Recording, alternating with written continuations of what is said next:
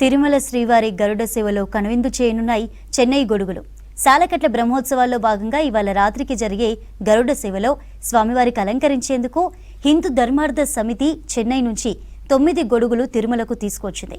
సమితి trustee RR Gopalji ఆధ్వర్యంలో తిరుమలకు చేరుకున్న గొడుగులకు టీటీడీ అధికారులు ఘనంగా స్వాగతం పలికారు. చెన్నైకి చెందిన హిందూ ధర్మార్థ సమితి 21వసారి శ్రీవారికి గొడుగులు సమర్పించింది. ఆలయం ముందు ఈ గొడుగులను TTD chairman BR Naidu, EO Anil Kumar సింఘాల్కు అందించారు. 4 మాడ వీధుల్లో ఊరేగించిన తర్వాత ఆలయంలోకి తీసుకువెళ్లారు. రాత్రి జరిగే గరుడ సేవలో ఈ గొడుగులను శ్రీవారికి అలంకరించనున్నారు.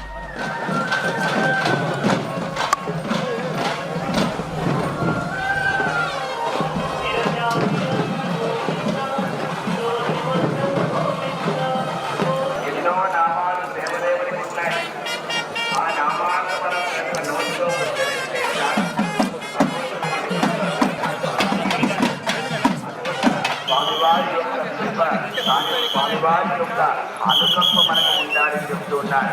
అహమస్మి అపరాధ చక్రవర్తి కరుణే